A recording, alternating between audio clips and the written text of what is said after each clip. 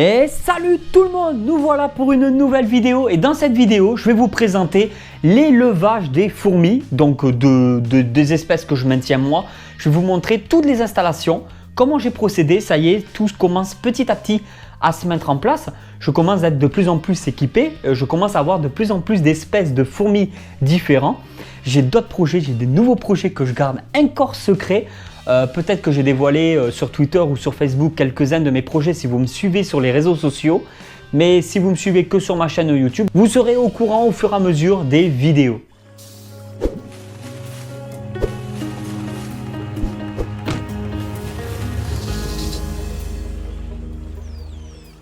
Comme vous pouvez le voir en image, alors j'ai utilisé donc mon buffet pour mettre les nids les uns à côté des autres. Dans ce nid là, vous pouvez apercevoir donc les Phédole pallidula, ça se porte à merveille. Comme les nids sont faits, je le rappelle, en pierre reconstituée, j'ai très peu de risque d'évasion. Il faut surtout faire attention au niveau du tube de raccord. Tout ce qui est de la famille des Phédole, de toute façon, c'est vraiment des fourmis que j'adore énormément. Comme vous pouvez le voir, j'ai pris un gros nid, donc elles ont tout le temps de se développer là-dessus.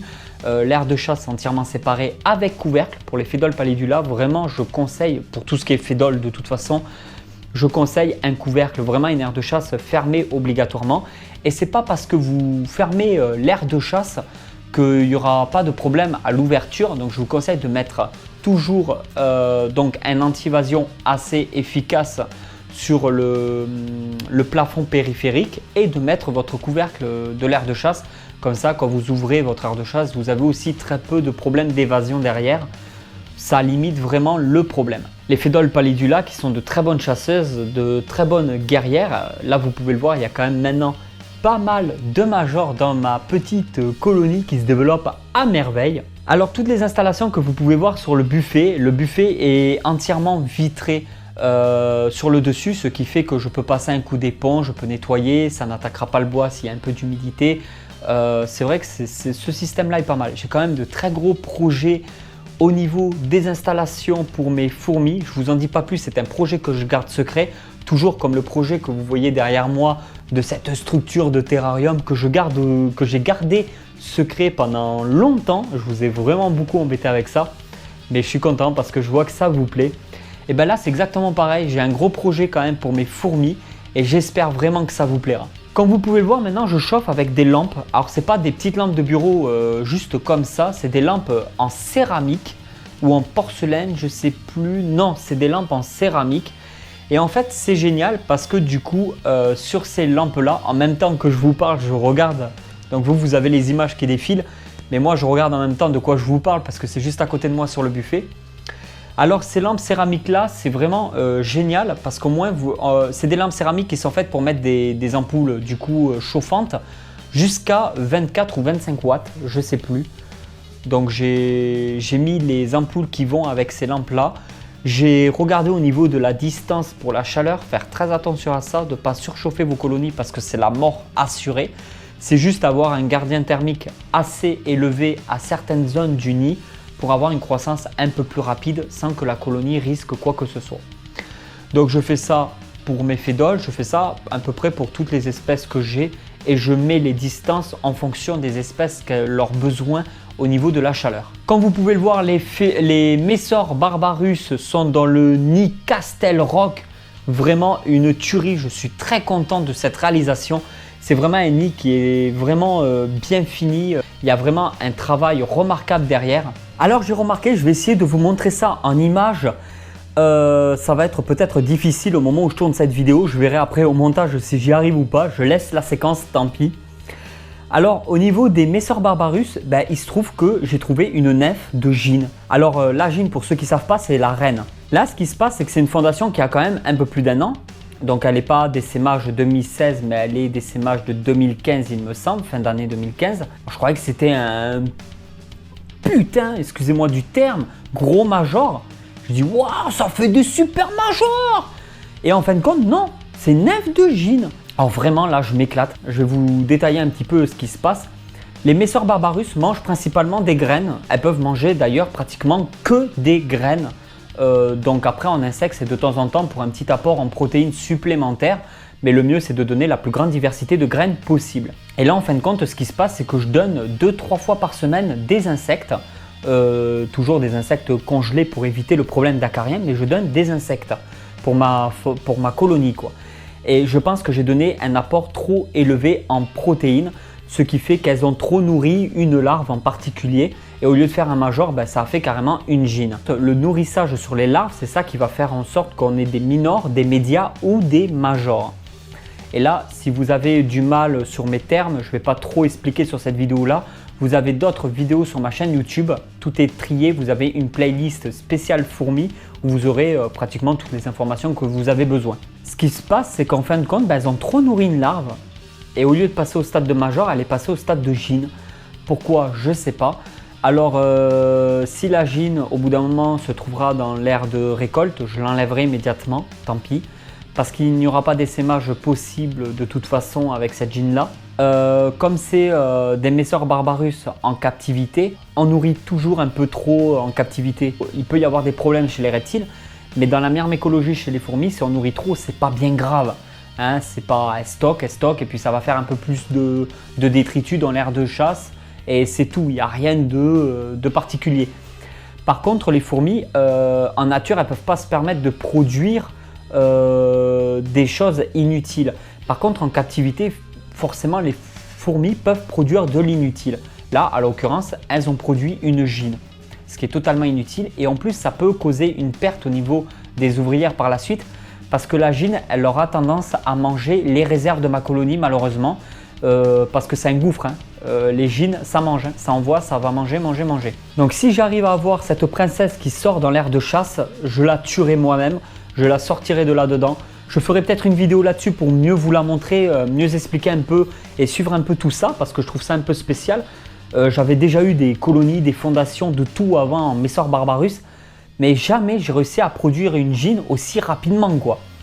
Donc c'est que j'ai donné, je pense, un apport en protéines beaucoup trop élevé pour ma colonie, tout simplement. Bon, c'est pas bien grave, je vous ferai un petit suivi là-dessus, voilà. Mais je voulais vous en parler, je voulais vous faire un petit suivi de tout ça. Je trouvais ça assez sympa de vous parler de cette petite histoire. Ensuite, nous avons les Nicobarensis. Alors, les Nicobarensis, elles se développent. Je les avais remis en tube parce que j'ai eu un gros problème au niveau du développement. Donc, je les ai repassés en tube. En tube, il s'avère qu'elle a bien pondu. J'ai eu des larves, j'ai eu des cocons et tout, nickel. Je crois que j'ai 5 ouvrières actuellement, donc je me stabilise à 5. Et du coup, je les ai mis dans l'ancien nid des Messor barbarus. Et là, nickel, le développement continue à se faire. Je chauffe un petit peu, je fais très attention à cette jeune fondation. Mais vraiment, maintenant, j'y crois, vraiment. Et j'espère que ça continuera. J'espère que j'arriverai à faire quelque chose de pas mal avec cette jeune fondation qui a eu beaucoup de problèmes. J'espère que tout se passera bien. Les Phédolnoda, ça se développe tout doucement. J'espère que le fait que je les mette à une meilleure température, le développement va se faire beaucoup mieux. Je verrai par la suite. Pour l'instant, comme vous pouvez le voir, elle se développe très bien. Il n'y a pas du tout de soucis là-dessus. Je suis très content d'avoir cette fondation et j'espère vraiment arriver à une très grosse colonie. Il me tarde toujours d'avoir les majors pour voir vraiment la différence de taille entre les ouvrières, les majors et la gyne qui est énorme. Et il me tarde de voir tout ça. Stop! Présentation d'une chaîne YouTube, petit entracte, comme je commence à prendre de plus en plus l'habitude de le faire. Aujourd'hui, je vais vous parler de la chaîne YouTube Nessendil Gaming. Alors cette fois, c'est une chaîne YouTube spécialisée dans les jeux. Donc c'est une chaîne tout simplement gaming comme on en retrouve énormément sur YouTube. Mais celle-ci elle a une particularité, c'est une fille. Et oui, c'est une nana qui s'occupe de cette chaîne YouTube. Alors j'aime, j'apprécie. Je ne sais plus comment je suis tombé sur cette chaîne YouTube. Mais vraiment, j'aime beaucoup. J'adore. Donc de temps en temps, elle poste régulièrement des vidéos et tout. Elle est calée, elle arrive à faire des bons trucs, elle me fait découvrir des nouveaux jeux sur ordinateur, tout ça. Mais je ne suis pas vraiment... En fait, je ne joue pas. Actuellement, je ne joue plus du tout aux jeux vidéo. Mais j'y jouais beaucoup à l'époque et ça me fait plaisir de retrouver, donc en fait de la suivre. Et comme ça, de voir les jeux, de voir comment elle évolue dans ce monde-là. J'adore. Donc, passez la voir, faites-lui un gros bisou de la part de Snake Reptile sur la fesse droite. Ouais, dites-lui quand même gentiment, parce que comme c'est une fille, elle va peut-être le prendre bizarrement. passez la voir. Elle me connaît par contre, donc si vous lui dites que vous venez de la part de Snake Reptile, elle saura de suite qui est Snake Reptile. Voilà, elle est super sympa. Elle a une chaîne YouTube qui mérite vraiment beaucoup plus d'abonnés. Merci beaucoup. J'espère au moins que cette chaîne YouTube vous plaira. Deuxième partie de la vidéo. Pour ce qui est des réserves d'eau, je mets de l'eau déminéralisée comme d'habitude dans tous les réservoirs des nids. Je contrôle bien au niveau de l'hygrométrie parce que maintenant, je chauffe mes colonies. Donc, je fais très attention à ça pour pas que, alors là, si le nid devient sec, que je chauffe derrière, qu'il n'y a pas une goutte d'eau, je tue ma colonie, il n'y a pas à chercher plus loin. Donc contrôlez bien si vous vous mettez à chauffer vos colonies, faites ça bien, ne chauffez pas trop. Faites toujours attention parce que la température au-dessus de la vitre est toujours moins importante que la température à l'intérieur du nid. Faites très attention à ça. Il y a toujours des degrés supplémentaires à l'intérieur, donc sous la vitre, qu'au-dessus de la vitre. Il y aura une vidéo ce mois-ci aussi sur le nourrissage. Je vais m'amuser à les nourrir et je vais vous montrer un peu tout ça, comment ça se passe. Vous inquiétez pas, ça risque d'être une très bonne vidéo. Comme vous pouvez le voir, j'ai deux aires de chasse. Donc une pour les fédoles et une autre que j'ai gardée. En fait, je l'ai commandée et je verrai sûrement avec une nouvelle espèce. Je compte avoir des Formica rufibarbis. Je compte aussi avoir par la suite d'autres espèces, mais après je les garde secrets. Ça sera des espèces exotiques, des espèces peut-être un petit peu particulières. Je vais retaper aussi dans d'autres espèces, dans d'autres variétés de fédoles parce que c'est vraiment... Les fédoles, c'est vraiment quelque chose qui m'intéresse énormément, malgré que ce soit des petites espèces, des petites fourmis. C'est vraiment, j'adore ça, ça me passionne beaucoup. Au niveau des déménagements, comment j'ai procédé, c'est pas bien compliqué. Vous recouvrez le nid que vous voulez, votre nouveau nid, là où vous voulez que votre colonie déménage, vous le recouvrez. Donc vous le recouvrez avec du papier aluminium parce que la lumière ne peut pas passer au travers de l'aluminium. Vous mettez les meilleures conditions possibles dans le nouveau nid, dans la nouvelle structure et les plus mauvaises conditions possibles dans l'ancienne structure, là où vous voulez qu'elle parte. Donc votre ancien nid, vous devez mettre plein de lumière au-dessus parce que les fourmis généralement préfèrent être dans le noir qu'à la lumière, ce qui est tout à fait normal parce que les fourmis, dans leur milieu naturel, elles vivent dans du bois mort ou elles vivent dans de la terre suivant les espèces. Elles vivent dans le noir quoi, tout simplement, pour, au moins pour la reine et le couvain.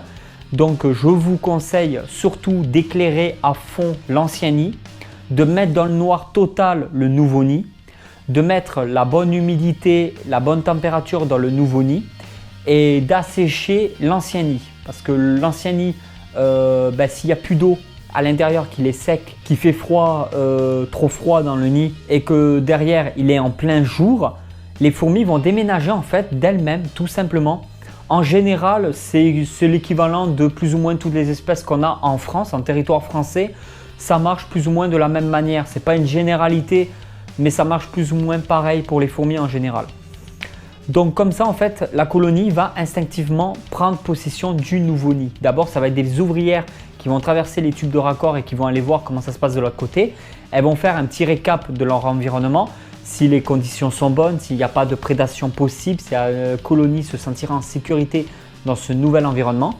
Et en fin de compte, elles vont délaisser progressivement l'environnement qu'elles avaient au départ pour le nouvel environnement qui rassemble donc logiquement des meilleures conditions pour votre colonie. Une fois que les ouvrières ont vu que dans le nouveau nid, les conditions étaient top, tout ça, elles vont progressivement déménager. Donc elles vont faire des allers-retours dans le tube. J'ai pas pu tout vous filmer, je suis vraiment désolé. J'ai fait ça après le boulot, j'ai fait ça pendant le boulot et j'ai fait ça en pleine nuit aussi. Les ouvrières vont du coup aller chercher le couvain dans l'ancien nid.